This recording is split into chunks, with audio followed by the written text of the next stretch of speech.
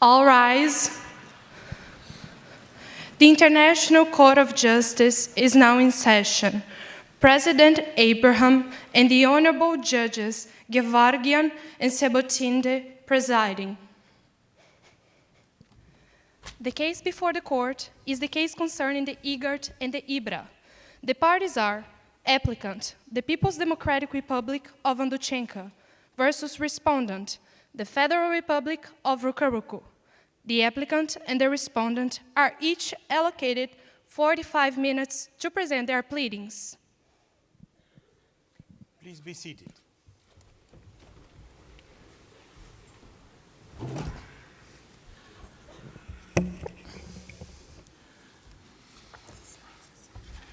The sitting is open.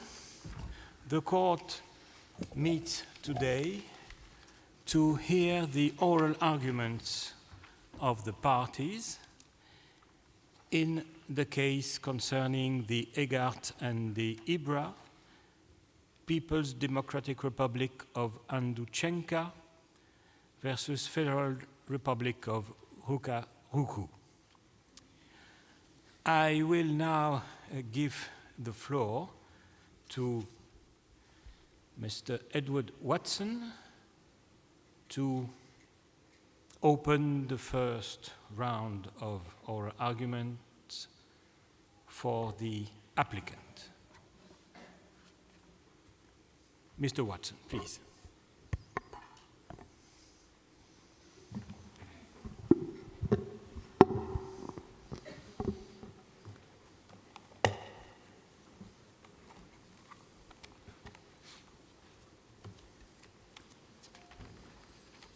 You have the floor. Mr. President, Your Excellencies, my name is Edward Watson, and I appear as agent on behalf of the applicant, the People's Democratic Republic of Anduchenka in this matter, together with my co-agent, Claire Robertson.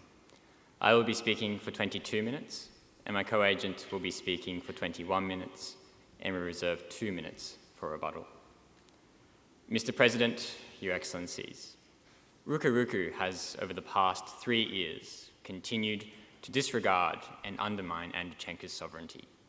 It has attempted to bind Anduchenka to an arbitral award rendered by a tribunal tainted with procedural defects.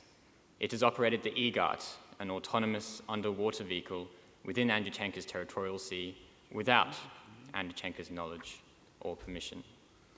It has attempted to impose on Anduchenka. Excuse me, sir. Could you speak a little bit closer to the microphone, because we can't hear you very well. We can't understand easily what you are saying. So if you may speak a little bit closer. Certainly, Mr. President. Or maybe further. I will try both. It has attempted to impose on Anduchenka nuclear disarmament obligations, which only arise in treaties to which Anduchenka is not a party, and it has used force unlawfully against Anduchenka, resulting in the deaths of its civilians. I will be speaking to the first... Excuse me, no, that's not good. Maybe you can... Yes. Certainly. We'll try this way. I will be speaking to the first 2 issues concerning the arbitral award and the operation of the IGART, and my co-agent will be dealing with the latter 2 issues concerning nuclear disarmament and the use of force. Turning to the first submission, the arbitral award rendered on 2nd of March 2017 is not valid, and this court should exercise its power of annulment under Article 10b of the Treaty on Friendship, Commerce and Navigation. We recognize that the FCN Treaty does not provide any grounds upon which this power of annulment may be exercised. However, we may interpret Article 10b in light of the relevant rules of international law applicable in the relations between the parties. That is, we apply the customary rule of treaty interpretation as codified in Article 31(3)(c) of the Vienna Convention on the Law of Treaties. Therefore, the power of annulment should be exercised here consistently with the customary grounds of nullity, these being codified in Article 35 of the International Law Commission's 1958 Model Rules on Arbitral Procedure. These model rules, while not binding in and of themselves, are codificatory in nature with respect to Article 35, as was stated by the Special Rapporteur George Sell in his commentary to these model rules. And so here, the applicant only needs to prove one ground of nullity in order to invalidate this award. And so while we make a number of arguments within our written memorials with respect to the various defects which occurred during these tribunals' proceedings, for the purposes of oral submissions, I will be dealing specifically with the conduct of Judge Moyer in taking ex parte communications from the counsel for Rukuruku. Turning to the facts, we know from paragraph 31 of the facts that, as was revealed by the Institute for Legal Studies of Arbitration's Ruka-Ruse report, Judge Moyer on 3 separate occasions engaged in phone conversations with the counsel for Rukuruku. These phone conversations concerned substantive aspects of the tribunal's proceedings. And further, Judge Moyer agreed to emphasize certain parts of Rukuruku's arguments during the tribunal's deliberations. This amounted to a serious violation of the principle of independence and impartiality, amounting to the ground of corruption. Relevantly, corruption is defined by Professor Reisman in his 1971 treatise on nullity and revision as partiality that demonstrates that no amount of pleading and evidence could affect the arbitrator and impedes the process of arbitration. Similarly, Judge Sir Hirsch Lauterpacht, writing extrajudicially, stated that the integrity of a court may be impaired not only by the somewhat crude process of accepting bribes, but also by other acts and situations imperiling the independence of the judge and his capacity for a detached appreciation of the case at issue. And so here we must look to the facts within their context. We know from paragraph 31 that these phone conversations occurred and that Judge Moyer agreed to emphasize those parts of Rukuruku's arguments. We also know from paragraph 21 of the facts that Judge Moyer had on 4 previous occasions been appointed by Rukuruku as a party-appointed arbitrator in investor-state disputes. While we do not rely upon those repeat appointments in and of themselves to indicate partiality, they are nevertheless a relevant consideration in determining the conduct of Judge Moyer and whether that amounts to the requisite standard of partiality. That we know from the annulment committee in the International Center for Settlement of Investment Disputes case of Opikuk and Karimum and Venezuela. And so here we also know that the ex parte communications which were undertaken by Judge Moyer are generally prohibited in arbitral practice. That is because ex parte communications with respect to substantive matters of the dispute go beyond the right to a fair trial before an independent and impartial tribunal, and it is prohibited in such guidelines adopted in international commercial arbitration, such as the International Bar Association's guidelines. It is prohibited in the procedural rules of the Permanent Court of Arbitration, and it is prohibited in various arbitral institutions, such as the London Court of International Arbitration, the Hong Kong Institute, and the Singapore Institute of Arbitration. We would also draw a comparison here with the 2016 arbitration between Croatia and Slovenia, where a similar situation arose. There, the Slovenian party-appointed arbitrator engaged in ex parte communications with the Slovenian council and emphasized certain parts of the Slovenian council's argument during the tribunal's deliberations. Upon those communications coming to light, the tribunal was required to entertain the prospect that proceedings would end, and so put forth a partial award, in which it concluded that the proceedings could only continue because the arbitrator was no longer a part of those proceedings and therefore did not taint the tribunal's deliberations, but also because the tribunal was able to exercise remedial powers to correct any procedural disadvantage that had been occasioned to Croatia. We note, for instance, that at paragraph 194 of the partial award, the tribunal emphasized that in order to preserve the equality of the parties within that particular case, it was prepared to hold rehearings of the oral phase so that Croatia could also have the opportunity to emphasize certain aspects of their arguments. And here, while we recognize that Andrichenko was not a party to these proceedings, nevertheless, it was still bound and still entitled to the same rights and obligations which are accorded both to appearing and non-appearing states. That is consistent with both this court's decision in the nuclear tests cases and also the decision of the International Tribunal for the Law of the Sea in the Arctic Sunrise case. And so here, where that equality was not preserved, contrary to what the respondent argues at page 9 of their written memorials, that is that the ex parte communications were identical in their content to arguments already on the record and therefore did not introduce any new arguments, that is an immaterial consideration.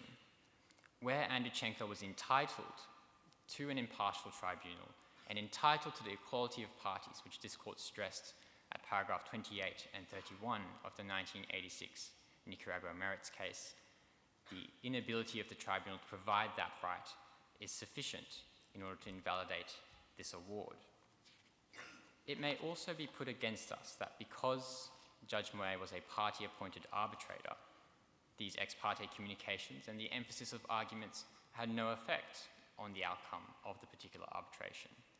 However, we may draw an analogy between party-appointed arbitrators and judges ad hoc of this court. And so when we look to the decision of Judge Sir Elihu Lautpact in the Genocide Convention case at paragraph 5, he states that although there is a special obligation on judges ad hoc to ensure that the party which appointed them has their relevant arguments considered in collegial deliberations, nevertheless, judges ad hoc are bound by the same standards of independence and impartiality. Similarly, Professor Reisman states that a case where a judge advocate or party-appointed arbitrator engages in emphasizing arguments of their own volition, that indeed would not amount to corruption, because that is simply something that comes with the role of being a party-appointed arbitrator. However, where there is the additional conduct of taking these ex parte communications, that takes this beyond the threshold and beyond the permitted partiality of a party-appointed arbitrator. That is to say, Judge Moët here was not emphasizing arguments that he believed were important to Rukuruku's case, but rather that the counsel for Rukuruku believed were important to their case. And so here, Judge Moët was not only prepared to interact with the counsel for Rukuruku, but further was prepared to take instructions from the counsel for Rukuruku. Finally, given these ex parte communications... Wait a minute, may I ask you a question? You're saying that the judge was taking instructions from the agent. What kind of instructions? Here, what we know from paragraph 31 of the facts, Your Excellency, is that Judge Moët agreed to emphasize certain parts of Rukuruku's arguments. That is, these phone conversations essentially entailed the counsel for Rukuruku asking Judge Moët to emphasize these facts. And the agreement there is where the instructions took place. Agent, what you have described now, you can characterize as instructions? Yes, Your Excellency. It's an advice. Not necessarily, Your Excellency, and that is because it goes beyond simply advice as to what Rukuruku believed to be the important aspects of their argument. Had Judge Moët simply listened to it and did not agree to emphasize them, that may be characterized as advice. But here, where he took not only the passive step of listening to the counsel for Rukuruku, but actively agreed to emphasize those arguments, that is what made this taking instructions from the counsel for Rukuruku. And so where these ex parte communications were not disclosed until after the rendering of the award, and where the tribunal at no point in time had an opportunity to correct this procedural defect, it is for this court to exercise the ultimate remedial power as contemplated in Article 10b of the FCN Treaty. Thank you. Just one question. Can you tell me if you consider that that situation had some influence on the final decision of the tribunal? And if that is the case, why? We do not need to inquire into whether or not there was an actual influence into the final outcome of the award. Indeed, that would be almost an impossible standard to meet given the tribunal's deliberations were secret. All that is required here is that there was the potential that Judge Moët's actions would have impacted upon the outcome of the award.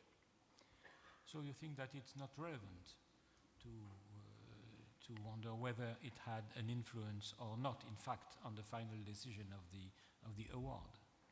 No, Mr. President. And indeed, that is because here, the principle of independence and impartiality is such a strong principle, such a fundamental rule underpinning arbitration, that as was stated by Oppenheim's international law, where an award is rendered by a tribunal that is not independent and impartial, such an award does not have the legal binding force that would ordinarily be afforded owing to the consent given by states to the resolution of the dispute. Would you say it is a customary rule or a general principle of law within the meaning of the statute of the court? Here we may rely upon either, Mr. President, and that is because there is a principle within domestic jurisdictions that a court or tribunal be independent and impartial, but there is also extensive state practice indicating that courts and tribunals in interstate arbitrations and interstate adjudications must be independent and impartial. Here we are specifically relying upon the customary grounds of nullity, and so we would rely on the customary international law under Article 38(1)(b) of this court statute. Thank you. You can continue. Can I just ask? Yes, one other question. Counsel, I heard you cite the ILC model rules. Could you explain how and why they're applicable to this interstate dispute?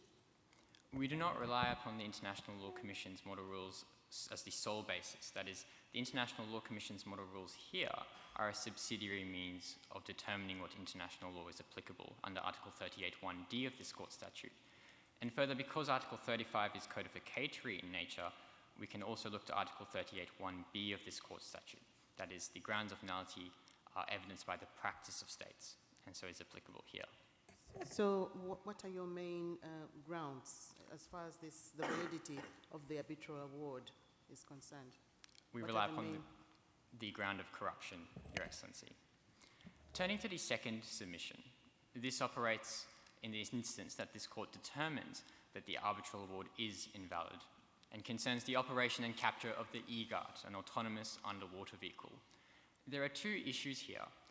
First, whether the operation of the EGAT violated Article 6 of the FCN Treaty, and second, whether the capture of the EGAT by Andreychenko violated Article 7. Turning first to Article 6, this provision requires the contracting parties to respect the sovereign waters of the other as required under international law. And so consistently with this court's decision in the 1986 Nicaragua merits case at paragraphs 212 to 214, the principle of respect for state sovereignty requires, within the territorial sea, abiding by the right of innocent passage. That is because a vessel not exercising a right of innocent passage and instead being in non-innocent passage would be interfering with the coastal state's sovereignty, which is enjoyed within the territorial sea. While it is contentious here whether or not the EGAT is or is not a ship which benefits from a right of innocent passage, we take the respondent at their highest. That is, as they argue at page 4 of their written memorials, if the EGAT is a government vessel and does benefit from a right of innocent passage, it has exercised that right in a non-innocent manner. Turning to the facts, we know from paragraphs 16 and 17 of the facts that the EGAT was collecting optical and acoustic data within the territorial sea, and that further it was in submerged passage. These two facts taken together indicate that the EGAT was in non-innocent passage. Foremost, we would note that at paragraph 15 of the facts, General Tavares made abundantly clear that the operation of these spy drones within Andreychenko's sovereign waters was a hostile act, and indeed international law supports that position. Although Andreychenko is not a party to the 1982 Law of the Sea Convention, we may here read Article 6 consistently with the customary international law position. That is, passage is innocent so long as it is not prejudicial to the peace, good order, and security of the coastal state. That is codified in Article 19. One question? Yes, I have a question, Counsel.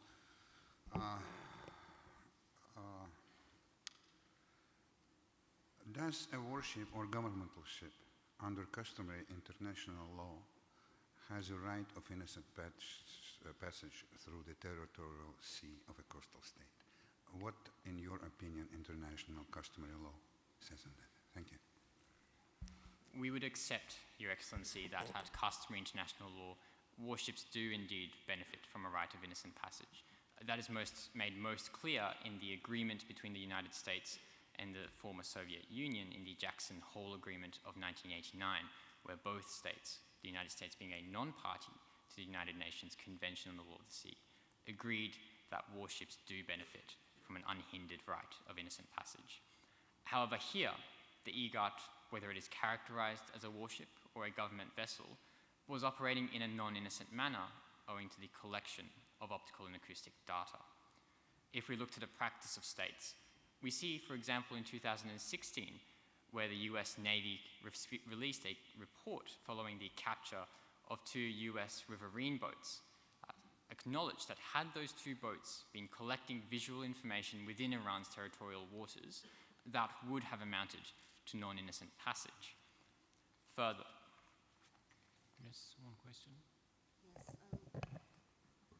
Counsel, the arbitral award concerned the Article 7 of the FCN Treaty, not Article 6 that you just now cited. Could you tell the court what is the basis of jurisdiction over Article 6 disputes? You have a few minutes left before the end of your presentation.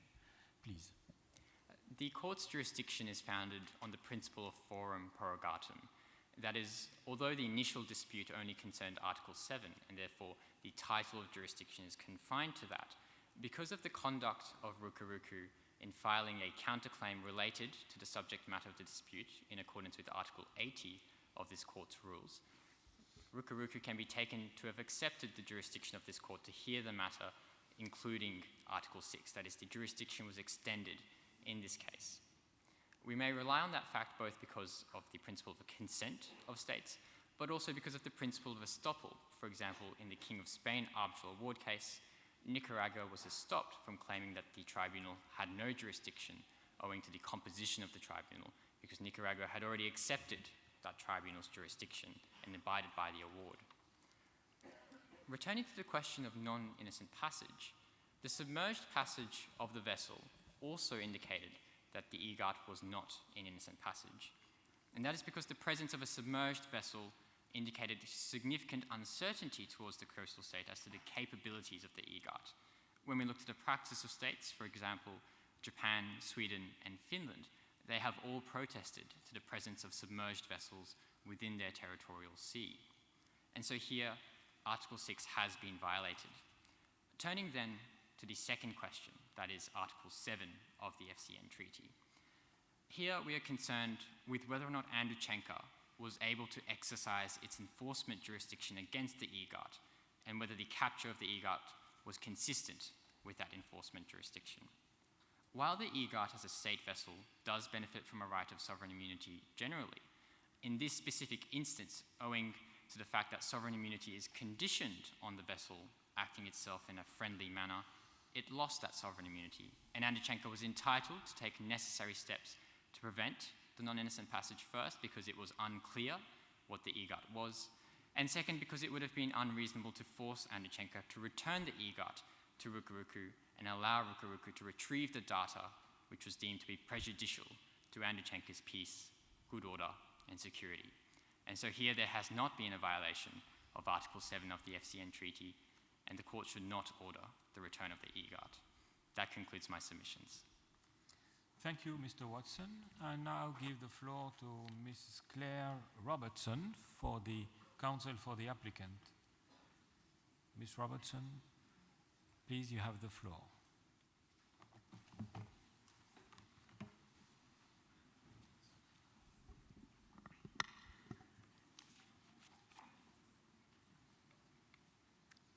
Mr. President, Your Excellencies, I will address the remaining submissions for the applicant as follows. First, that Andreychenko's commission and operation of the IBRA did not violate Article 16 of the FCN Treaty. And second, that Rukuruku's attacks on the Covfefe, which resulted in the deaths of 17 people, including civilians, and its capture of the IBRA, violated Article 17 of the FCN Treaty. Turning first to Article 16, and this provision is concerned with two obligations. First, a prohibition on on the export and import of weapons and ammunition, and second, an obligation of disarmament binding on the states under international law. We rely on our written memorials at section Roman 3, subsection A, concerning Andreychenko's compliance with the prohibition on the export and import of weapons and ammunition. However, the respondent at page 21 of its written memorials contends there is a customary obligation of nuclear disarmament, which is binding on Andreychenko, and it is our primary submission that this is not the case. Your Excellencies, Andreychenko recognizes that there are obligations of nuclear disarmament binding on those states who are party to the Non-Proliferation Treaty. But importantly, Andreychenko is not a party to that treaty. And this court, in its 1969 North Sea continental shelf cases at paragraph 74, considered that in order for an obligation which is derived at treaty to be found at customary international law, it must be shown that there is extensive and virtually uniform state practice, accompanied by the opinio juris of states, and the respondent has not met that threshold. Looking first to state practice, and it is clear that states have continued to test, modernize, and develop their nuclear weapons arsenal. For instance, the United States in August 2017 engaged in nuclear gravity bomb testing, and in early February this year, in its 2018 nuclear posture review at page 54, indicated that it intended to increase its nuclear weapons arsenal to include low-yield nuclear weapons. Further to this, on the 1st of March 2018, President Putin unveiled that Russia had acquired 2 new nuclear weapons, which had a practically unlimited range and could avoid any existing missile defense system. The 5 recognized nuclear weapon states have also made clear that they will not sign, ratify, nor ever accede to the recent treaty on the prohibition of nuclear weapons, stating that the disarmament obligation contained therein does not reflect nor in any way contribute to the development of customary international law.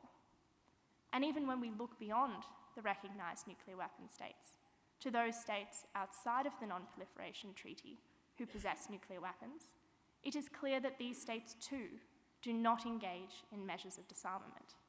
And in January 2017, India acquired a nuclear-armed weapon. And what is important to note is that neither the Security Council, the General Assembly, nor any other state condemned India for the acquisition of this weapon.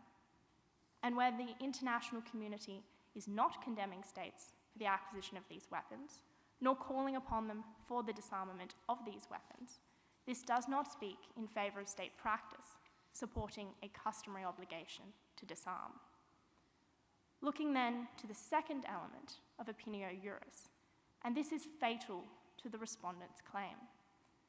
The respondent, at page 23 of its written memorials, relies on General Assembly resolutions and Security Council resolutions in support of there being an opinio juris.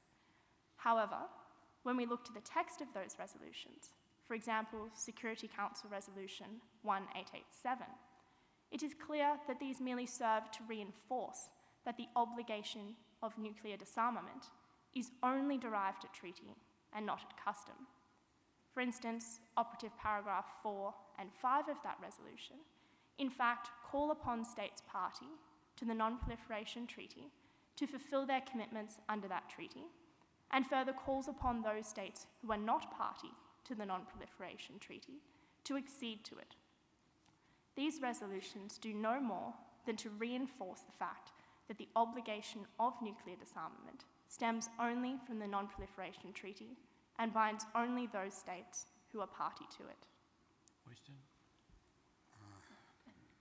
Thank you, Counsel. So you are trying to prove that nuclear disarmament is not a customary international law. Can you tell me how many participants in NPT treaty?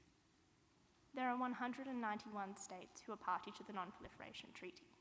And how many members of the UN? there are 197 members of the United Nations, including the Holy See. So, I am not arguing with you, I'm just asking. So you are ready to continue to stress that that it is not a customary international law? Give me an example of another, if you may, of another multinational treaty with the approximately same figures of the participation in comparison with the quantity of the members of the UN, and which has a norm which is not a customary international law. Unfortunately, I cannot point to the court to any particular instance that would have the same numbers of the Non-Proliferation Treaty, as it is recognised as being a near universal treaty. However, where we see even those states who are party to that treaty not complying with the obligation contained therein, it cannot be said that there is a customary obligation arising independently of that obligation. And further, Your Excellencies, we would note that General Assembly resolutions which urge nuclear weapon states to engage in measures of disarmament are only couched in aspirational terms, speaking to what the law should be and not the law as it stands. Thank you. Counsel, to put it another way, is the obligation not to acquire nuclear weapons an obligation erga omnes? No, Your Excellency. We contend that this would be an obligation erga omnes partes, being that it is an obligation which can only be enforced against those states who are party to the treaty. And where this respondent cannot point to state practice or opinio juris, which evinces an independent customary obligation, Andreychenko is not bound by Article 16, is not bound by a customary obligation of nuclear disarmament, and is therefore not in violation of Article 16 of the FCN Treaty. And in the alternative, should this court find that there is in fact a customary obligation of nuclear disarmament, Andreychenko has persistently objected. And the persistent objector doctrine was considered by this court in the 1950 asylum case and the 1951 Anglo-Norwegian fisheries case. And the respondent, at page 24 of its written memorials, asserts that the mere non-ratification of the Non-Proliferation Treaty cannot be used as evidence of Andreychenko's objection. However, this is not the case in both law and in fact. Andreychenko has always maintained its objection to the Non-Proliferation Treaty and the obligation of disarmament. We know from paragraph 9 of the facts that Andreychenko has expressly indicated that it will not sign, ratify, or accede to the Non-Proliferation Treaty. And this court, in the 1950 asylum case, considered that where Peru had chosen not to sign the 1933 and 1939 Montevideo Conventions, that was evidence of them repudiating the rule, and therefore they were not bound by the obligations contained therein.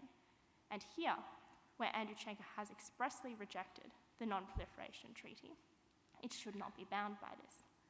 But in any event, Andreychenko's objection to the treaty is also accompanied by statements by Andreychenko's foreign ministry, which has continually objected over a period of 50 years to the Non-Proliferation Treaty on the basis that it aggravates an inherent inequality between nuclear weapon states and non-nuclear weapon states. And therefore, Andreychenko has in fact objected to the core premise of the Non-Proliferation Treaty and the obligation of disarmament, and would therefore not be bound by any customary rule of nuclear disarmament. Mr. President, Your Excellencies, turning to our final submission concerning Article 17 of the FCN Treaty. Just one question before concerning Article 16. You were responding to a counterclaim made by the respondent state. Does it mean that you accept the admissibility of that counterclaim, or do you see any problem about admissibility, or do you consider that you don't have to raise any question in that respect? Yes, Your Excellency, we accept that this claim would be admissible, and we would note in the order of this court on 15 September 2017, it was expressly acknowledged that both agents for the applicant and the respondent expressly accepted that there was a dispute within the meaning of Article 20 of the FCN Treaty, which gives this court jurisdiction through the compromissory clause to hear disputes concerning the interpretation and application of Articles 11 through to 19 of the FCN Treaty. Yes, but concerning a counterclaim, there are specific conditions of admissibility in the rules of the court. What are those conditions? The condition is contained in Article 80 of the Rules of the Court, which requires that the counterclaim is related to the subject matter of the dispute. And here, where the counterclaims align, being that one state objects to the application of Article 16, and where one state indicates that they complied with the obligation, therefore, the requirements of admissibility have been met. Okay, you can continue. Thank you. And turning to our submission on Article 17. Article 17 prohibits the use of force against a state's territorial integrity and political independence, except as permitted under international law. And relying on the customary equivalent of Article 31(3), subsection C, of the Vienna Convention on the Law of Treaties, Article 17 incorporates the rules of jus ad bellum concerning the legality of the use of force by states, and the rules of jus in bello concerning the conduct of armed hostilities. And we rely on these two bodies of law pursuant to this court's 1996 Nuclear Weapons Advisory Opinion, where at paragraph 42, the court considered that in order for a use of force to be lawful under the rules of jus ad bellum, it must be shown that there has been compliance with the requirements of international humanitarian law under the rules of jus in bello. And under the rules, turning first then to the rules of jus ad bellum, we recognize that there are two permitted exceptions to the use of force, being first, where it is either authorized by the Security Council, or second, where a state is acting in self-defense. And turning first to Resolution 3790. The respondent, at page 29 of its written memorials, contends that Resolution 3790 is an authorization of military force, and they contend that the language of all measures commensurate is what gives that authorization of force. In particular, they rely on Resolution 2240 concerning the situation in Libya to support this proposition. However, Resolution 2240 was only considered by 3 states, namely Chad, Jordan, and Venezuela, to be an authorization of military force. The remaining 12 members of the Security Council did not consider that language to authorize the use of force. And when we look to the instances where all measures commensurate has been used, in 9 other resolutions, it has only been interpreted to authorize non-forcible measures made pursuant to Article 41 of the United Nations Charter. And these measures contemplated are that of the interdiction of vessels, the imposition of maritime embargoes, or trade sanctions. Conversely, when the Security Council intends to authorize the use of force, it will use the language of all necessary measures or all necessary means. And this example is best demonstrated by Resolution 1973, also concerning the situation in Libya, where both all measures commensurate and all necessary measures were used in the same resolution, yet they authorized two very different measures. All measures commensurate was used in operative paragraph 13 to authorize the interdiction of vessels on the high seas. But conversely, in operative paragraph 8, all necessary measures was used to authorize a no-fly zone over Libya to protect the civilian population. Counsel, Question. on that very point, do you think the meaning would change if you combine it with the words "with the goal of neutralizing the threat that it poses to international peace and security"? Would that introduce a different angle and perhaps use of force? No, Your Excellency. And even though the Security Council has identified the IBRA as a threat to international peace and security, we note that that is a requirement under Article 39 of the United Nations Charter, that before the Security Council can take measures, either under Article 41 or under Article 42, that it first identify a threat. It does not necessarily mean that that is an automatic authorization for the use of force. And in fact, the same neutralization of the IBRA could have been achieved through non-forcible measures. And we note that the respondent, at page 30 of its written memorial, states that after 6 radio calls to the Covfefe, it had no alternative but to fire missiles at it. However, this is not the case. The International Maritime Organization's International Code of Signals suggests that in addition to radio calls, a state can use flag signaling, flashing lights, and flares to communicate with a vessel. Further to this, Rukuruku could have fired a warning shot across the bow of the vessel, and to prevent the vessel from getting away, could have even used a disabling shot fired at the engine of the Covfefe. Yet, it took none of these measures and automatically resulted to a use of force. And in these circumstances, where Resolution 3790 can only be seen to authorize non-forcible measures, the use of 12 cruise missiles against the Covfefe was an unlawful use of force and constitutes a violation of Article 17 of the FCN Treaty. Turning then to our submissions concerning the rules of jus in bello, and specifically that of proportionality. And the principle of proportionality is articulated in Article 51, subsection 5b of Additional Protocol 1 to the Geneva Conventions. And this principle is concerned with assessing whether or not the incidental loss of civilian life is in excess of the military advantage gained. And here we note that the respondent at page 37 of its written memorials states that the principle of proportionality must be assessed on the basis that the information a commander has available to them at that point in time. And we accept that proposition.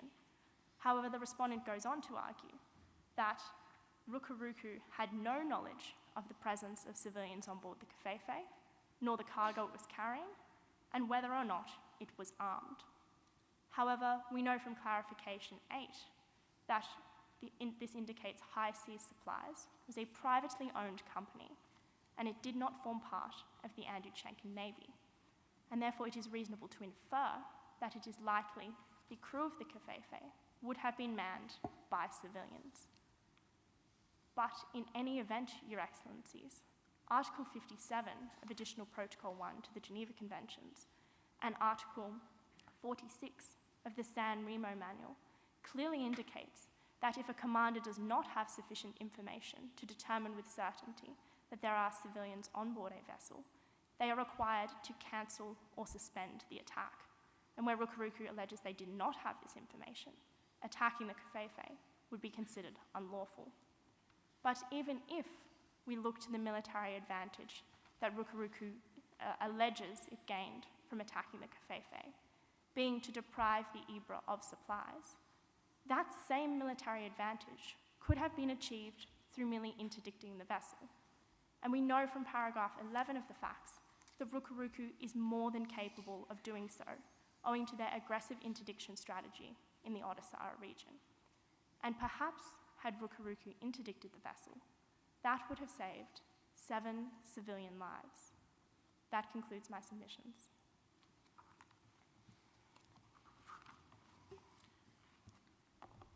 Thank you, Ms. Robertson. Now I will turn to the respondents' councils, and I will first give the floor to Ms. Isha Jain to open the first round of oral arguments on the side of the respondent. You have the floor.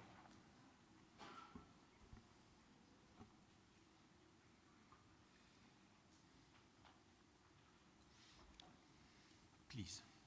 Good afternoon, Mr. President, Your Excellencies.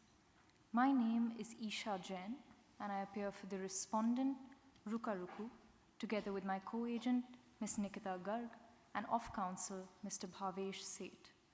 I will be speaking first for 22 minutes on the first issue concerning the validity of the arbitral award, as well as the second issue concerning the operation and capture of the EGAT. My co-agent will speak second for 21 minutes on the third issue concerning Andruchenka's disarmament obligations, as well as the final issue concerning the attacks on Andruchenka's naval vessels. We consequently reserve 2 minutes for Sir rebuttal. As a preliminary matter, it is important to note that the arbitral award of 2nd March 2017 enjoys a presumption of validity. And in the words of Judge Veeramantri of this court, the heavy burden of displacing this presumption lies upon the party seeking annulment. So while we admit that there were irregularities in the conduct of this arbitration, the critical question before this court is whether these irregularities meet the extremely high threshold that would justify the annulment of the award. In these proceedings, the applicant has argued that the award should be annulled on the basis of the ex parte communications that occurred between Rukaruku's counsel and Rukaruku's party-appointed arbitrator. They rely on the ground of annulment under Article 35B of the ILC Model Rules on Arbitral Procedure, which is the ground of corruption. However, an essential element to establish corruption is that there must be some personal gain or compensation by the arbitrator involved. And in light of there being no evidence in the statement of agreed facts that Judge Moe was in any way remunerated as a result of his communications with Rukaruku's counsel, they cannot place reliance on this ground of annulment. But we argue further that they could not place reliance on the ground of annulment included in Article 35C of the ILC Model Rules, which is that of serious departures from fundamental rules of procedure, a ground that is also reflected in Article 52(1)(e) of the ICSID Convention. The standard for the annulment of an arbitral award on the basis of such a procedural violation is that such violation should have caused the tribunal to reach a substantially different result in its award, and therefore the applicant is required to show that any procedural irregularity had some impact in the outcome of the tribunal's deliberations. We argue that what this court must look at is whether the substance of the ex parte communications was such as could influence the tribunal's deliberations to reach a different result in its award. While Mr. Shivo, who was Rukaruku's counsel, did request Judge Moe to emphasize certain parts of Rukaruku's arguments to the other arbitrators, these were arguments that were already present on the record and that Andruchenka had already been given a chance to respond to. To this extent, the present case is analogous to the case of Croatia versus Slovenia, where Slovenia's counsel had similarly requested Slovenia's party-appointed arbitrator to emphasize certain parts of their arguments to the other arbitrators. In paragraph 195 of the tribunal's partial award, it noted that since these communications introduced no new arguments or evidence into the decision-making process of the tribunal, they did not materially affect the proceedings. Admittedly, the applicant has identified that there is a difference in the case of Croatia versus Slovenia in the sense that the tribunal was reconstituted after the communications were discovered. But we argue that in the present case, even the continued presence of Judge Moe as an arbitrator could not have materially impacted the outcome of the arbitration. And this is for two reasons. First, it is notable that the decision of the tribunal in favor of Rukaruku was a unanimous one. And since the independence and impartiality of the other two arbitrators has at no point been called into question, it is likely that they would have treated any emphasis of Rukaruku's arguments by their party-appointed arbitrator with appropriate circumspection during the deliberations. But secondly, and more importantly, the entirety of the arbitral proceedings were in fact ex parte. This was due to Andruchenka's own actions in choosing voluntarily to not appear before the hearings of the tribunal or in any way to respond to the submissions made by Rukaruku to the arbitral tribunal. And in that sense, even if the substance of the ex parte communications had been made during the course of the regular hearings, Andruchenka would not have availed of its right to respond to them, as they did not do so for any of the other submissions made to the tribunal. And it is for this reason that we argue that since the ex parte communications introduced no new material into the tribunal's deliberations, and since Andruchenka had in any event chosen not to participate in the arbitral proceedings, these communications could have had no impact on the tribunal's deliberations or the final award, and therefore do not constitute a ground for annulling the arbitral award. Question? Agent, would you please tell me, you just mentioned the non-participation of Andruchenka in the proceedings, and should this fact affect somehow the court's decision of the issue? Your Excellency, we do admit that an arbitral tribunal is required to comply with fundamental rules of fairness and equality, even in an ex parte proceeding. But we simply highlight the fact of Andruchenka's non-appearance to point out that the ex parte communications were in effect no different from any of the other communications made by Rukaruku to the arbitral tribunal, since in both cases, Andruchenka chose not to respond to these communications, and therefore there was no loss of its ability to respond to these communications. I'm sorry, you didn't answer my question. I asked your agent, in your view, should this court, International Court of Justice, take into account the fact that Andruchenka was not participating in the arbitral proceedings? I am speaking only about ICJ. Thank you. Your Excellency, we do request this court to take into account Andruchenka's non-participation in the arbitration proceedings in order to determine whether the ex parte communications by Rukaruku's counsel had any serious impact on the tribunal's deliberations. And it is to this extent that we argue, because of Andruchenka's non-participation, these ex parte communications would not have had a serious impact. This is distinct, for instance, from the case of Croatia versus Slovenia, where, due to Slovenia's ex parte communications, Croatia was deprived of the right to respond to these communications as it had been doing during the course of the regular hearings. If your Agent, I'm sorry. You're evading my question. Please answer it. Should ICJ take into account in its final judgment the fact that Andruchenka was not participating in arbitral proceedings? Answer the question, please. Your Excellency. And argument. Give us a bit of law. Certainly, Your Excellency. To reiterate, the standard for the annulment of an arbitral award on the basis of a procedural violation is that such violation should have an impact on the final award. We argue that this court, the ICJ, should take into account Andruchenka's non-participation, because this non-participation meant that the ex parte communications by Rukaruku's counsel could not have had any material impact on the arbitral award, since they were therefore no different from the submissions made by Rukaruku's counsel during the course of the regular hearings.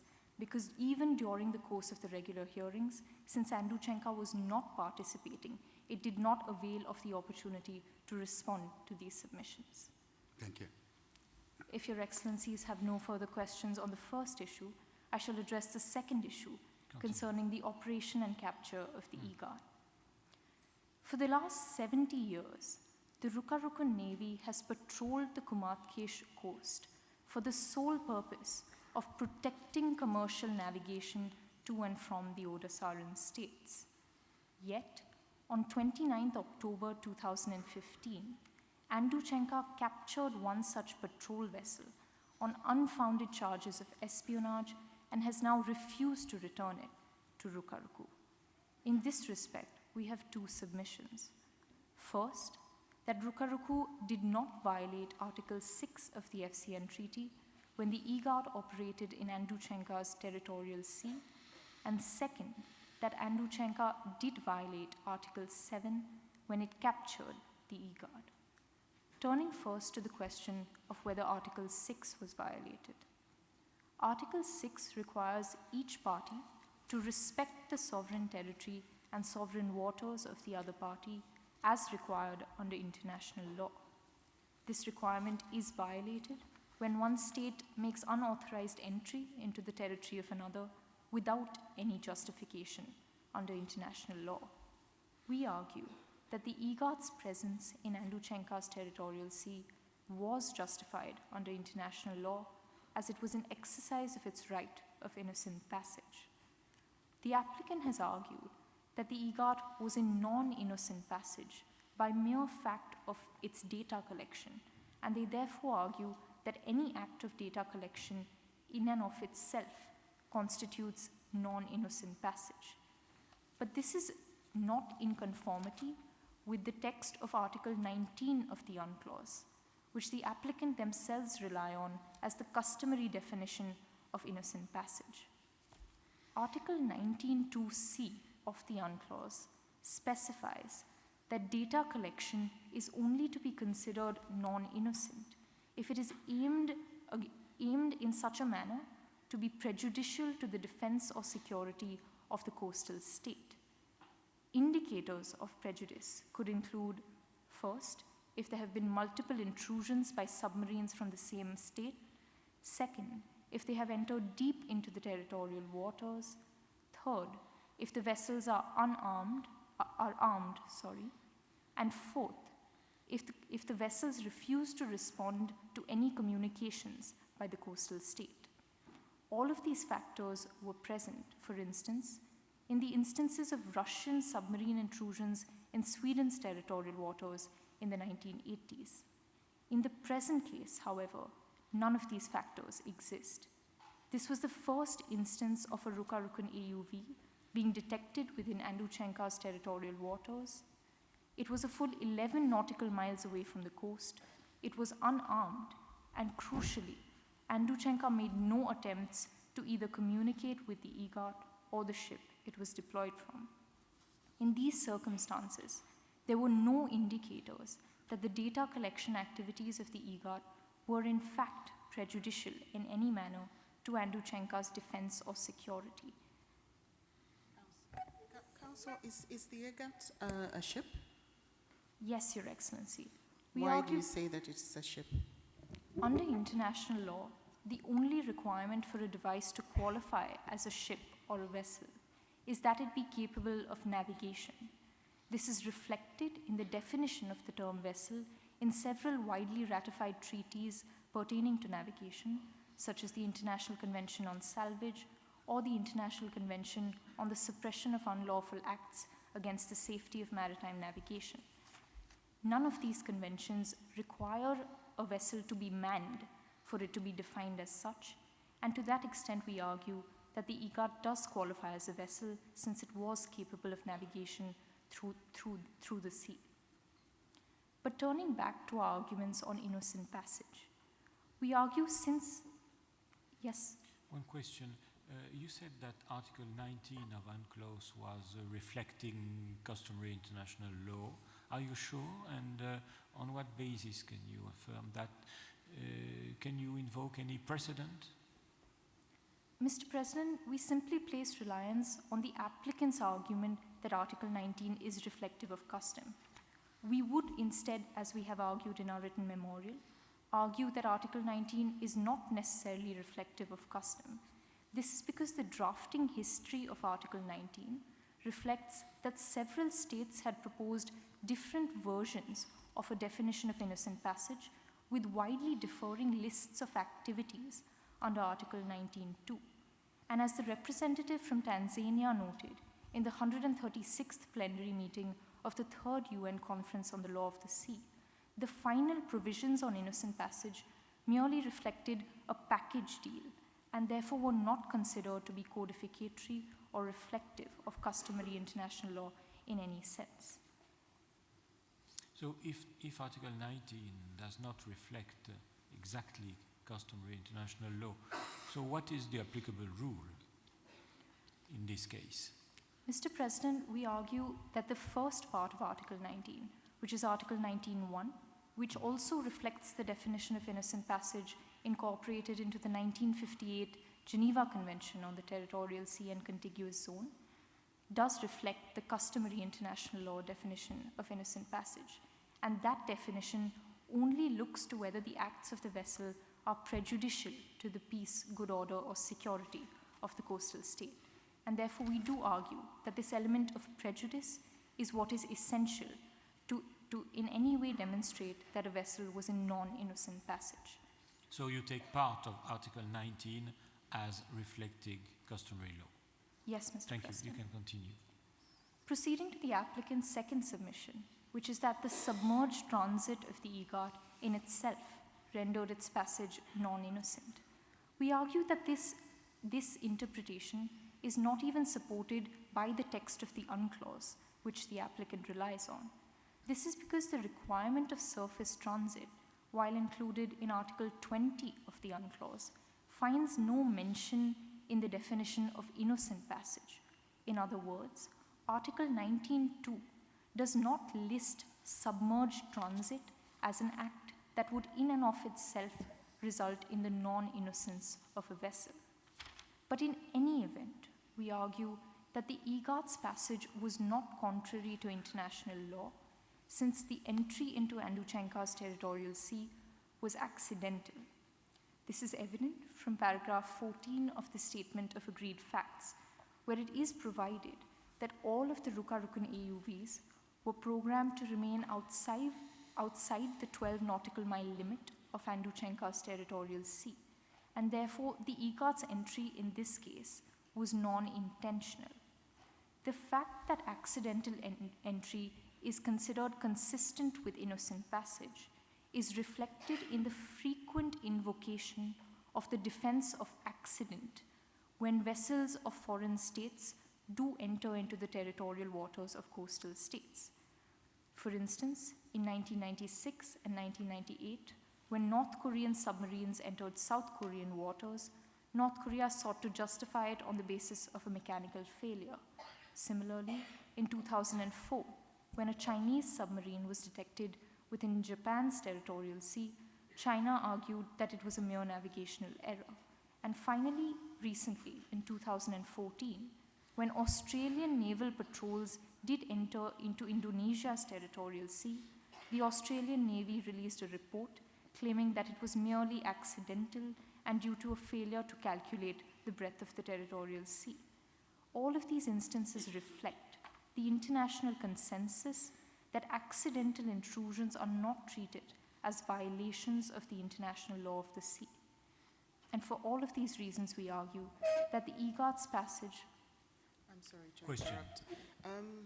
Article 20 of UNCLOS recognizes that in the territorial sea, the submarines and underwater vehicles are all required to navigate on the surface and to show the flag. In this case, I think the case file shows that the EGAT did not comply with this. Does that change your case? No, Your Excellency, because we argue that this requirement of surface transit has no bearing on its status of a vessel in innocent passage. And this is because the fact of submerged transit is not listed in the list of acts that constitute non-innocent passage under Article 19.2 of the UNCLOS.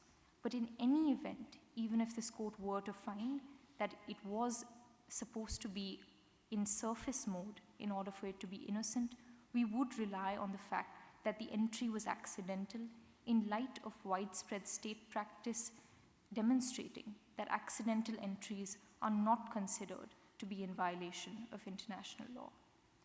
Turning finally to our submissions on Article 7 of the FCN Treaty, we argued that Anduchenka's capture of the EGAT did in fact violate Article 7 of the FCN Treaty because the EGAT's operation was protected by the phrase freedom of navigation, which is guaranteed by Article 7. This is despite the fact that the EGAT is a government vessel. This is because in other FCN treaties, where parties intend to exclude government vessels or warships from the scope of the freedom of navigation, they do so explicitly. This is true, for instance, in Article 19 of the FCN Treaty between the United States and South Korea, Article 20 of the FCN Treaty between the United Kingdom and Japan, and Article 21 of the FCN Treaty between the United States and China. And in the absence of any such specific exclusion of government vessels from the ambit of freedom of navigation in the present FCN Treaty, we argue that this freedom did extend to government vessels such as the EGAT, and the capture of the EGAT therefore interfered with the guarantee of freedom of navigation between the territories of the two contracting parties. If Your Excellencies have no further questions, this concludes my submissions, and my co-agent shall address you on the third and fourth issues. Thank you. Thank you. I now give the floor to the co-agent, Ms. Nikita Garg.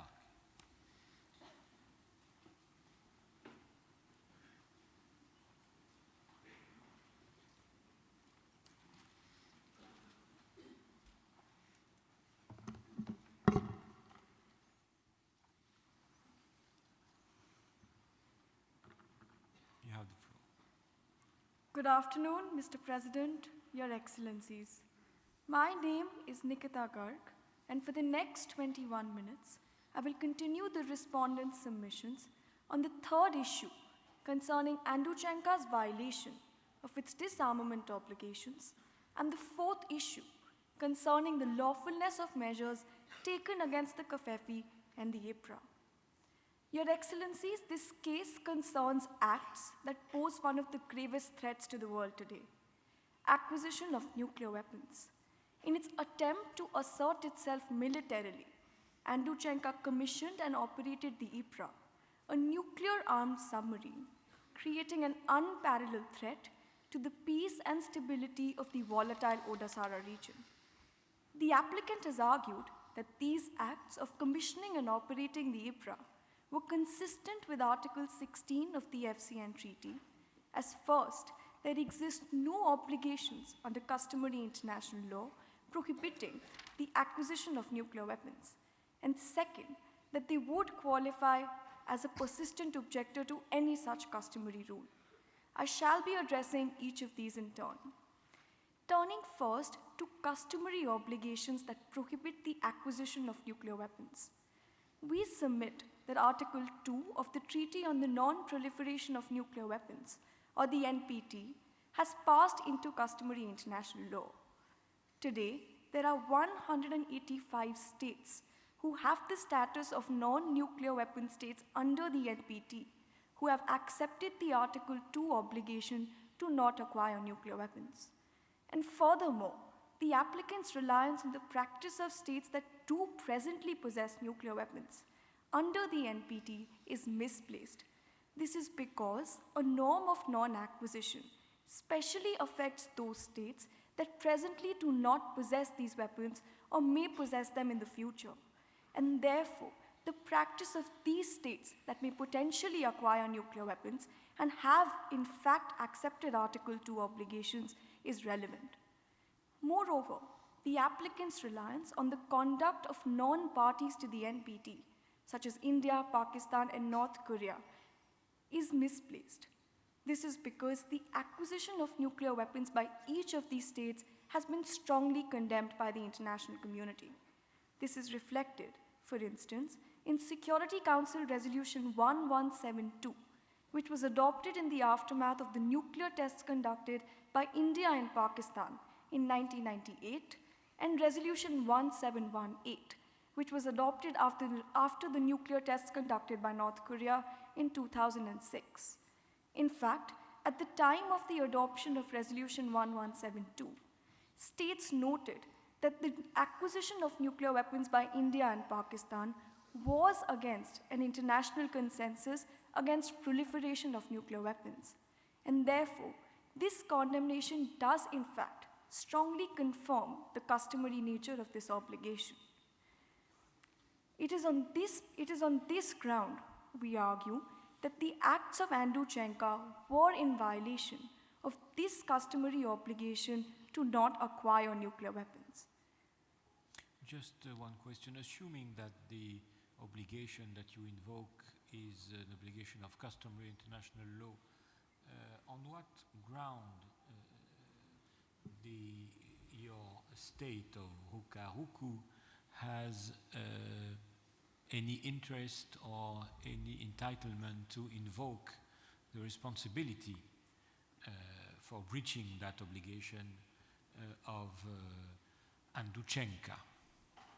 Mr. President, we argue that the obligation of nuclear disarmament and the obligation to not acquire nuclear weapons is that of an erga omnes character, and therefore, all states do have a legal interest in the protection of this obligation.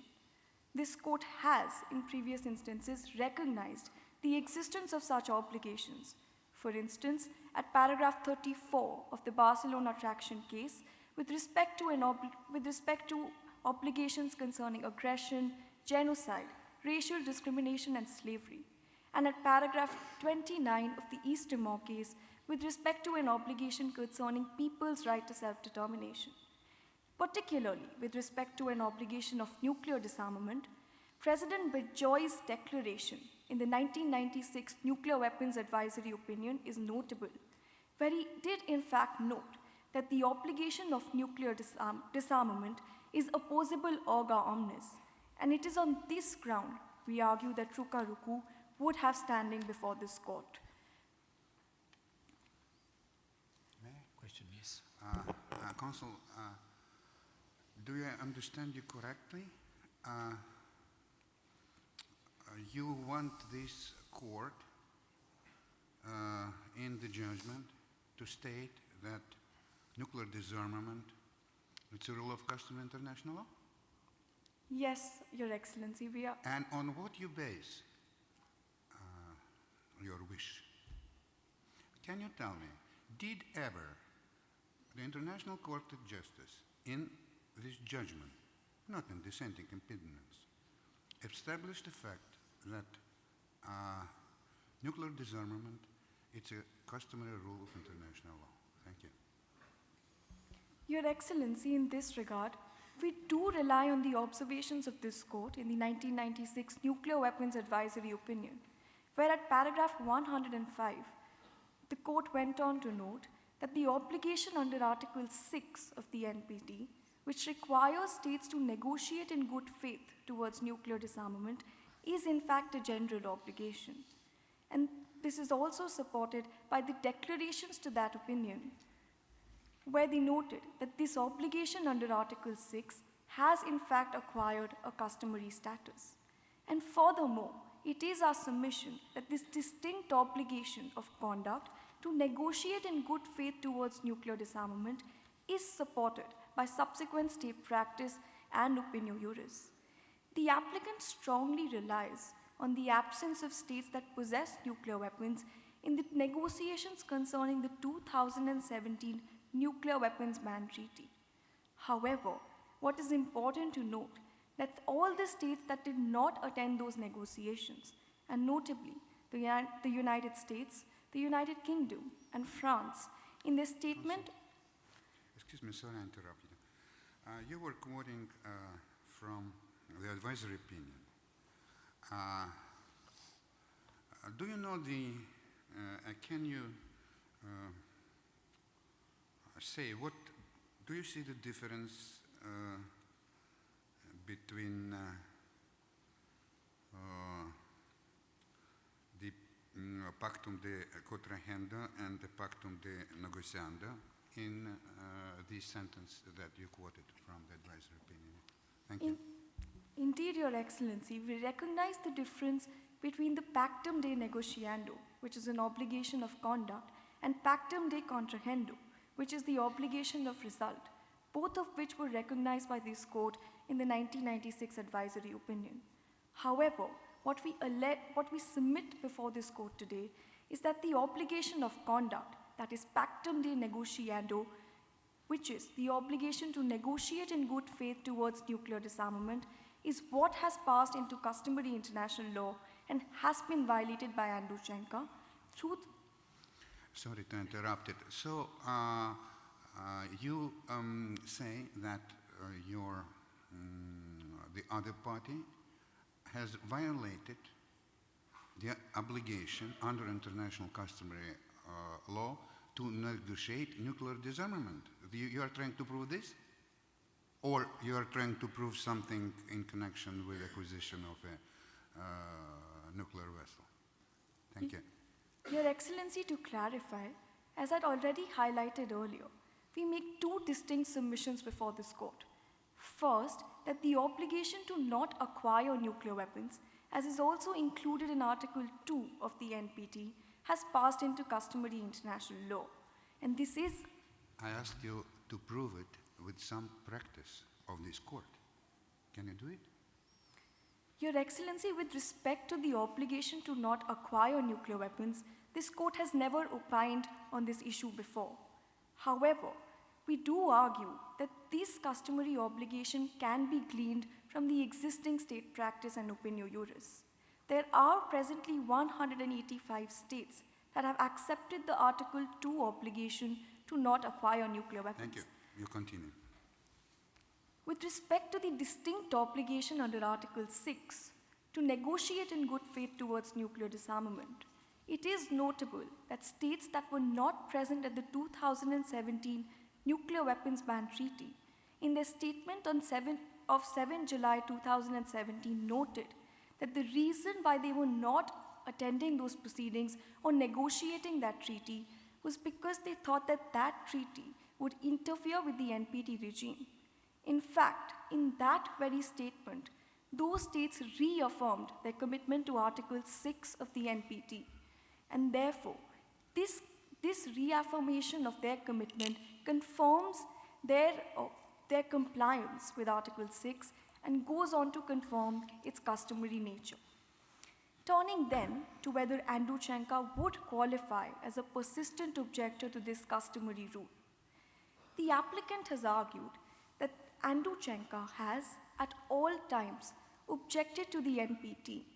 However, as paragraph 9 indicates, Andruchenko's objection has only been limited to the inequitable framework of the NPT. At no point has it raised a specific objection to a norm of non-acquisition or a norm of nuclear disarmament. In instances where states have had similar objections to the NPT, for instance, Argentina, Brazil, and Switzerland, they in fact stated that they considered the NPT to be inequitable because the NPT required them to place their civil nuclear programs under IAEA safeguards. India and Pakistan too, who have had similar objections to the NPT, have gone on to further state that they have an objection to the obligation to not acquire nuclear weapons. However, in this case, Andruchenko's objection has only stopped at raising an objection merely to the inequitable framework of the NPT. And given this ambiguous objection, we argue that Andruchenko would not qualify as a persistent objector to a norm of non-acquisition of nuclear weapons arising from the treaty. If your excellencies have no further questions on the third issue, I shall now turn to my submissions on the fourth issue before the court. The fourth issue concerns measures taken by Rukaruku with respect to the Kafefi, a supply vessel to the nuclear-armed IBRA, and the capture of the IBRA itself. With the very deployment of the IBRA, Andruchenko disrupted the peace and stability of the Odasara region that Rukaruku has protected for decades. The applicant argued that the attack on the Kafefi and the capture of the IBRA were in violation of Article 17 of the FCN Treaty. However, it is our submission that these acts were permitted under international law for two reasons. First, that they were authorized under Security Council Resolution 3790. Second, that they were in compliance with the rules of war or the jus in bello. Turning first to the authorization under Resolution 3790. The applicant seeks to rely on the specific phrasing of operative paragraph 4 to argue that the terms all measures commensurate with the specific circumstances is not an authorization to use force. While we do accept that the practice of Security Council in using certain phrases is relevant for interpreting the resolutions, as was also noted by this court at paragraph 114 of its advisory opinion on Namibia, we would like to draw the attention of the court on the prior instances in which this phrasing has been used. This phrasing has previously been used in 9 resolutions to authorize several measures. While the applicant is correct in so much as each of these resolutions authorize limited measures, the scope of those particular resolutions was limited only because the Council qualified these terms by measures such as taking inspection, seizure, or capture. In this case, operative paragraph 4 does not qualify these terms by any such words or any such measures.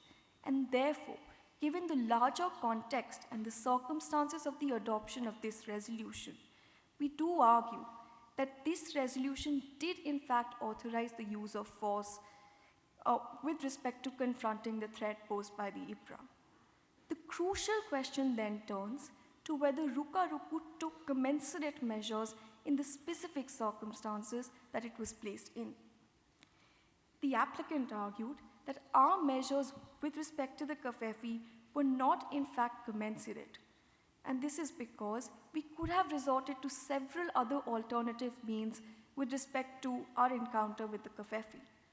However, as clarification 9 to the facts indicates, the Rukarukan forces, when they first encountered the Kafefi, tried to establish communications with it 6 times.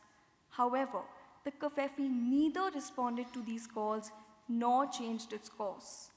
And this failure on the part of the Kafefi to respond to our verbal query constituted a hostile intent on his part, as is also recognized in the San Remo Rules of Engagement and the United States rules on the standing rules on the use of force by the United States forces. And therefore, in those specific circumstances, given that the Rukarukan Navy had limited knowledge, as indicated at paragraph 43 of the facts, that the Kafefi was carrying troops and supplies to the IPRA, resort to any other non-forcible means would have probably jeopardized the success of the entire operation. And in this regard, it is also important to note that this encounter with the Kafefi occurred in the high seas when the Kafefi was going to meet the IPRA, which was a nuclear-armed submarine at a rendezvous point also at the high seas. And therefore, shadowing the Kafefi or resorting to any other non-forcible means would have probably jeopardized the entire operation, and given the short time window that the Rukarukan forces had, it was necessary to resort to the force that we did with respect to the Kafefi. With respect to the IPRA itself, it is important to note that when the Rukarukan forces encountered that nuclear-armed submarine 8 days later, they resorted to the least forcible measures to capture it. No harm was caused to the crew aboard, and the capture was secured successfully. For these reasons, we argue that our measures were in fact authorized under Security Council Resolution 3790. Turning then to whether the measures were valid as per the rules of war or the jus in bello, the applicant argues that our measures were not in compliance with the duty to act proportionately. However, just one point. Paragraph 4 of the resolution authorizes states to take all measures commensurate with the specific circumstances. Do you accept that it means to take only measures measures which are commensurate with the specific circumstances. That's the way you read the text. Yes, Mr. President. And second question, in your opinion, in your view, which party has the burden of proof for the demonstration that the measures taken were commensurate with the specific circumstances? Mr. President, we do admit that Ruka Ruku, as it is invoking this exception of the prohibition on the use of force, does have the burden to prove that our measures were commensurate to the specific circumstances that we were placed in. However, we do argue that this burden is discharged given the acts of the Ruka-Rukan forces with respect to the Kafefi and the Ibra. To reiterate, the encounter with the Kafefi was only to neutralize the grave nuclear threat that the Ibra posed to the entire Odasara region. And given the Kafefi's indispensable contribution to the Ibra as a supply vessel, and the fact that it would have ensured the continued presence of the Ibra in the Kumartkesh Ocean, it was necessary to attack it in the manner that we did. Turning then to the compliance of these acts with the rules of war. Sorry. Excuse me, may I? So just for my understanding, your position is that paragraph 4 of the resolution of the Security Council 3790 authorized Ruka to use force, and that all measures commensurate permits in principle the use of force. And you can prove it somehow by the practice of the Security Council. Indeed, Your Excellency, the Council has previously used the same term in Resolution 2240 to authorize the use of force against vessels suspected of carrying illegal migrants and human trafficking off the coast of Libya. In the proceedings prior to the adoption of that resolution, states did note that that particular resolution authorized the use of force, namely Venezuela and Jordan. The applicant submits that the limited discussions of 3 states, which indicated that the resolution authorized force, is insufficient to establish that these terms can, in fact, authorize the use of force. However, particularly with respect to this resolution, the entire circumstances preceding the adoption must be noted, and the resolution and the operative paragraph 4 in its entirety as well. In this case, given that the nuclear armed submarine was being authorized measures against, if I may just briefly conclude my submission. Given that the measures were being authorized with respect to a nuclear armed submarine, we argue that the resolution did in fact intend to authorize the use of force. For these reasons, we submit that our measures were valid under Article 17 of the FCN Treaty. If Your Excellencies have no further questions. Thank you. Thank you. Thank you very much. Now I will give the floor to the agent or co-agent of the applicant for a short rebuttal for 2 minutes. You have the floor. Mr. President, Your Excellencies, 2 points in rebuttal. First, the agent for the respondent stated with respect to the second pleading that accidental passage was justified and did not amount to a violation of Andreychenko's sovereignty. And yet, such a position is inconsistent with the practice of states.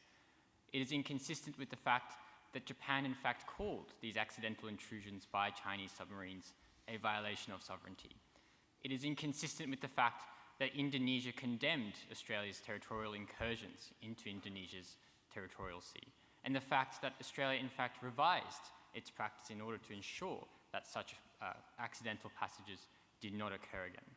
It is also inconsistent with the fact that in 2016, the United States accepted that there was no element of intention or accident with respect to the question of innocent passage.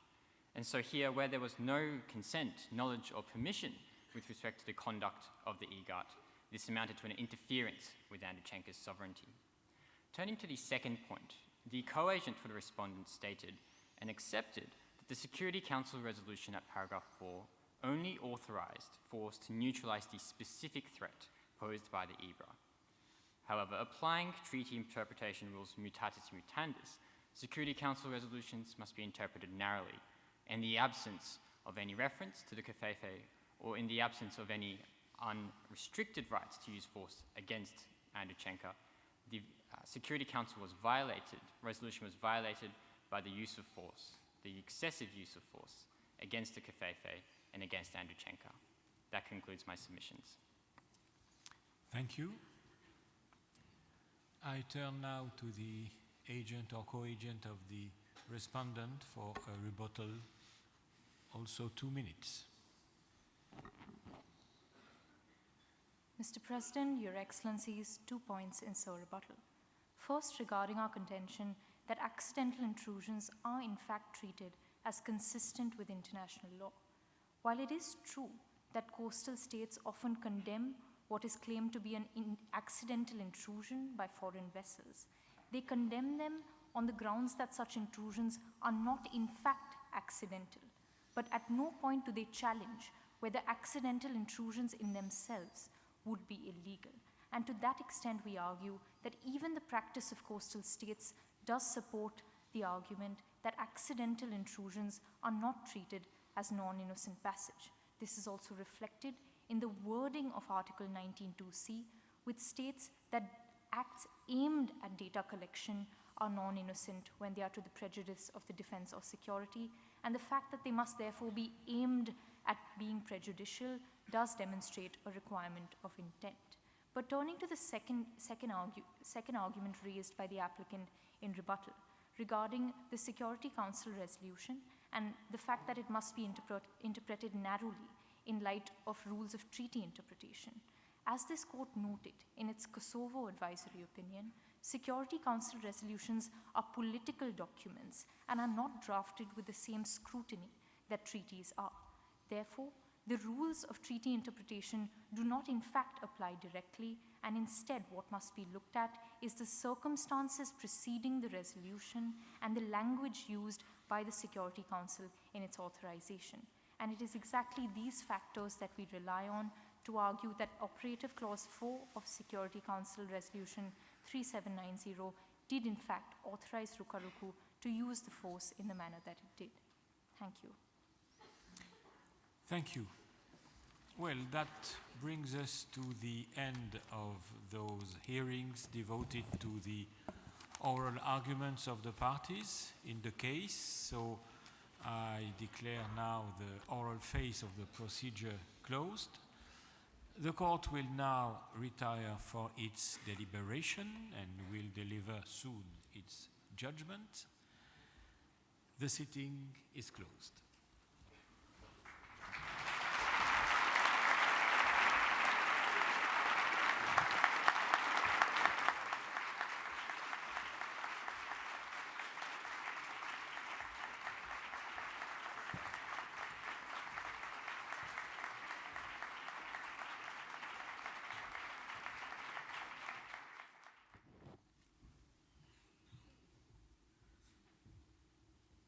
Please be seated.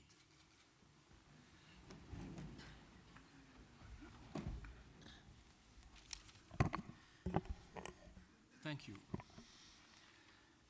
First, I have to announce the decision of the court for the best oralist of that final, the Stephen Schwebel Award.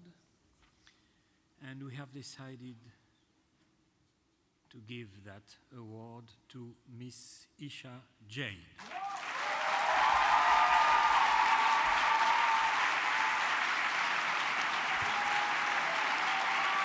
Congratulations.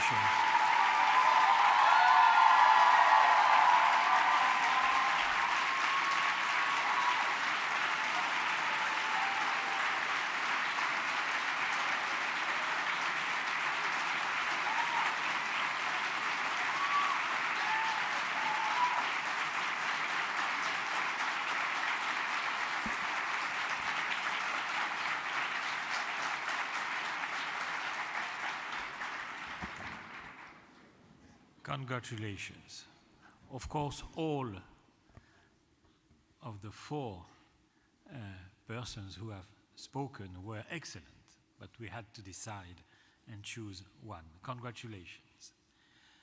And then we had to decide about the winner between the two teams.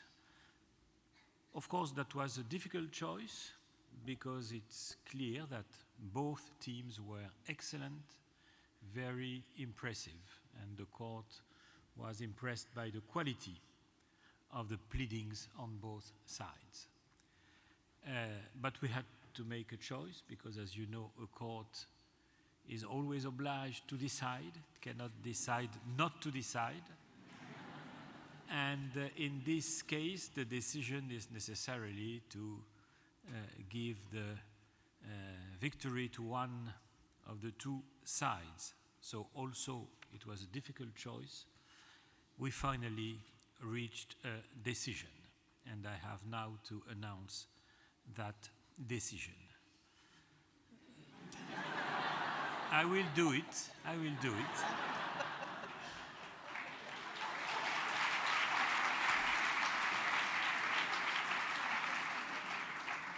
The court has decided that the winner is the team representing Anduchenka, the applicant.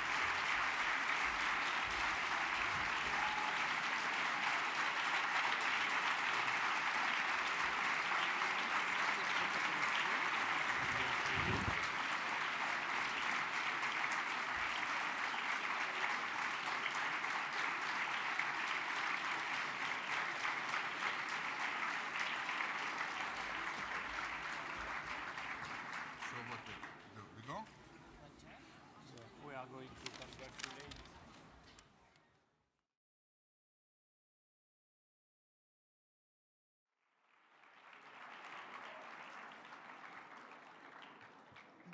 Thank you very much, Bill.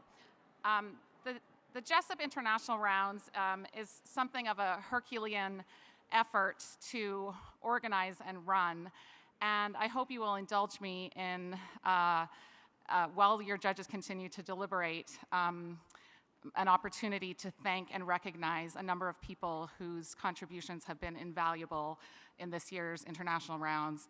And then I will also recognize a handful of people with some special awards. First and foremost, I need to thank my outstanding and unbelievable colleagues in the ILSA Executive Office, Tessa Walker, Chris Bonet, and Ashley Henna.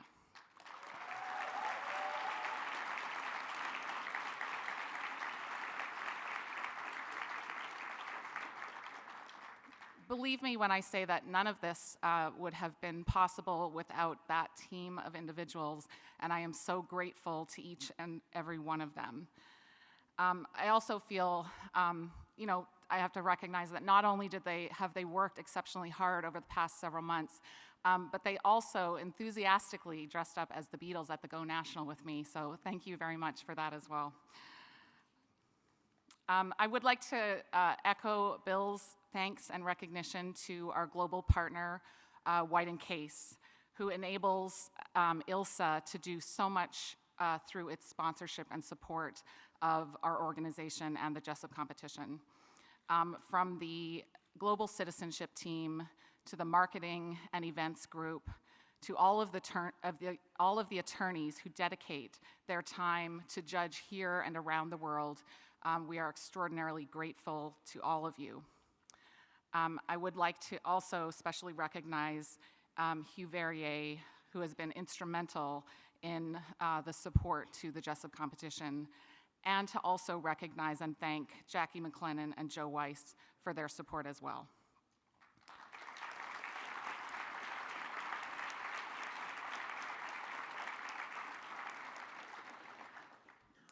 I would like to thank Elizabeth Black, who is the Senior Manager of the Global Citizenship team at White & Case and who oversees the firm's Jessup activities around the world.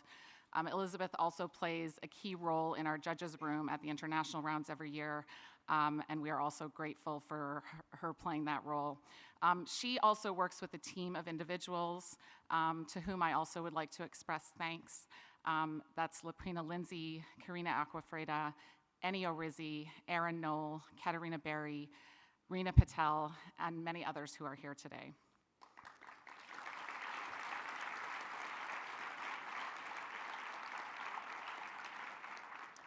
The Jessup competition would be nothing without your judges and nothing without the people who coordinate them.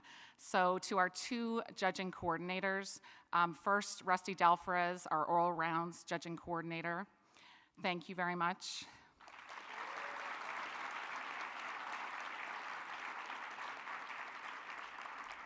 And to Maria Iseva, our memorial judging coordinator. Thank you.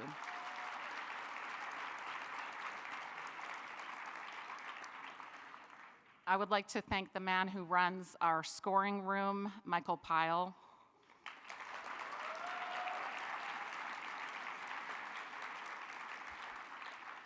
And ILSA's two student officers who have been here all week assisting us as well, Chanel Chauvet and Shane Young.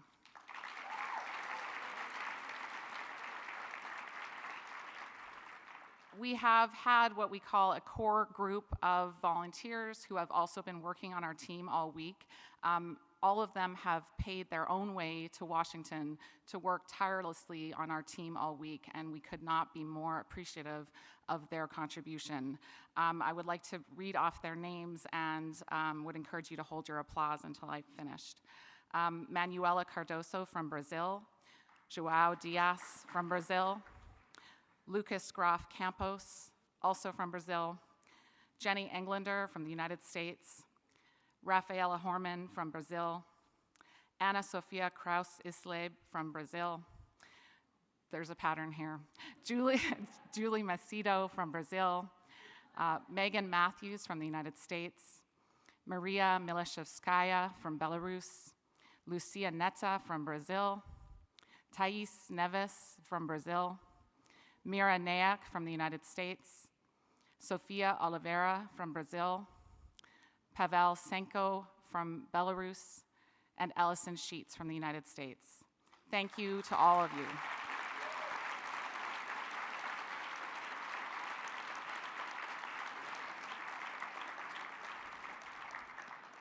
A special thanks to our photographers during the week, Ennio Rizzi and Anastasia Zukova.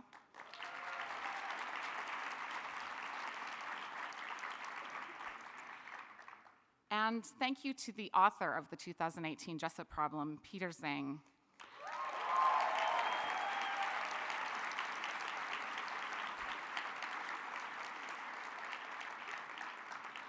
Peter, as most of you know, has been here with us judging all week and also judged at what I think is the most qualifying rounds that any Jessup author has ever attended in 1 year, having visited 7 different countries. It's been a privilege for us to work with Peter this year, and we thank him profusely for all of the hard work that he put in on both the problem and the bench memo.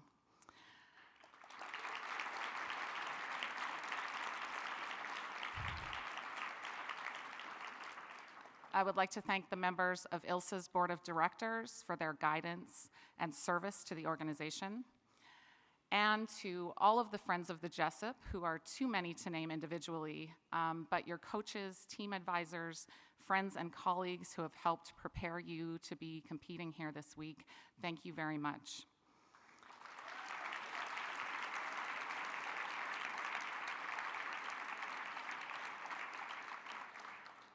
Thank you to the hundreds, almost thousands of judges who have volunteered their time and expertise to judge both memorials as well as oral rounds here in Washington and around the world leading up to this competition. We set a record this year with 59 different countries represented in our judges' room. That includes many of the flags behind us on the stage. It also includes some flags that are not represented on that stage. So thank you so much to all of the judges who have been here working so hard all week.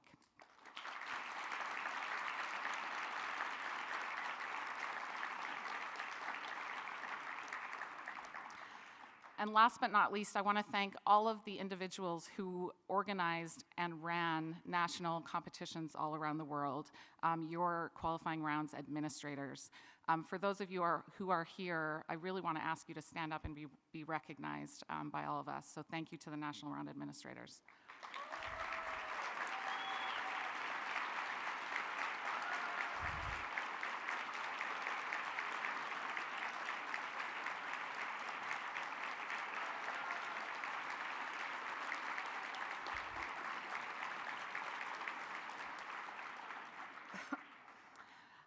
I now have a couple of awards to present. The first award is the Stephen Schneebaum Outstanding National Administrator Award. This award is named in honor of Stephen Schneebaum, who is the founding chair of ILSA's Board of Directors. He has filled a critical role in the organization and administration of the Jessup competition for decades. The award is presented to a national administrator for outstanding service and dedication to the Jessup competition. There are 2 recipients of the award this year. There are a handful of countries that run Jessup qualifying rounds deserving of recognition virtually every year. And sometimes those countries do something that is extraordinary, that results in the kind of perfection that we here in Washington can only hope to replicate.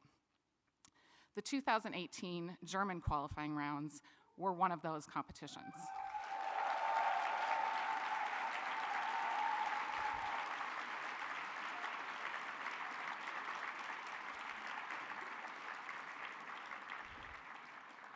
With 19 law schools competing, the German competition was the 6th largest qualifying round in the world. It seems to have been universally recognized by the 19 law schools and by the many FOJs in attendance to have been nothing short of a magnificent 4 days, including the presence of an actual autonomous underwater vehicle. And that's thanks to the most competent and gracious of administrators.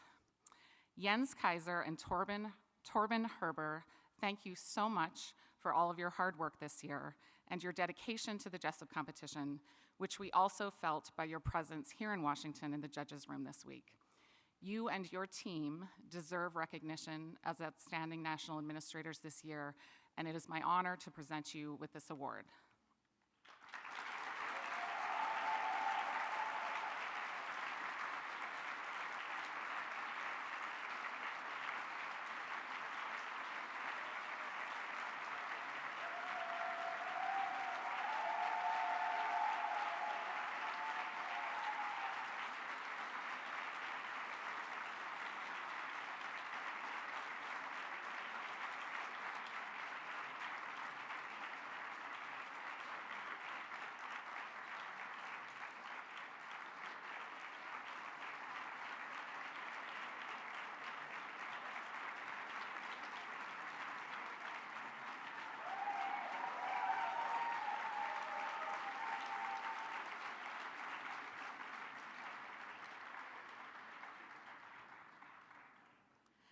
The next recipient of the Stephen Schneebaum Award has been a dedicated friend of the Jessup for almost 20 years. She's been recognized before for her dedication to the competition, but not with respect to her administration of Jessup competitions. 5 years ago, Roxana Nazari created a friendly competition for countries in Europe without a national round, to help them prepare for the international rounds. She has run those competitions in many years at her own expense and has grown the European friendly to a record-setting 17 teams this year. She has become a model for what other regions now emulate elsewhere that she has built in Europe. And on top of the extraordinary success of the European Friendly, Roxana also administered and ran the 19-team Northeast Regional in New York City, making my role at that competition to be a virtual spectator. Roxana, thank you for everything you have done for the Jessup, and please allow us to recognize your outstanding administration of the 2018 European Friendly.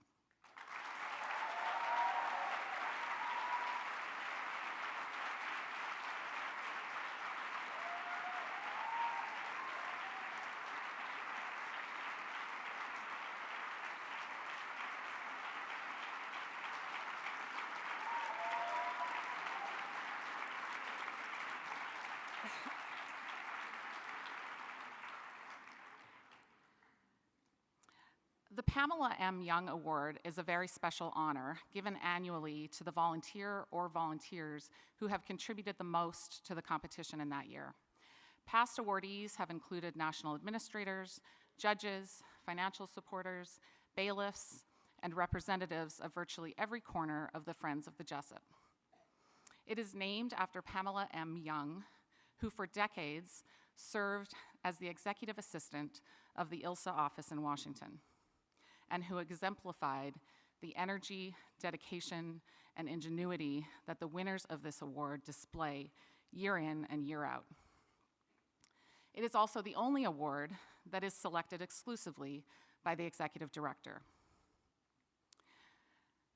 This year, we will not be giving a Pamela M. Young Award. It is not because we don't have worthy volunteers. We certainly do, and I thank all of you from the bottom of my heart. At this time, I would like to ask my predecessors in the ILSA Executive Office, Elizabeth Black, Michael Pyle, and Amity Boy, to join me here at the podium.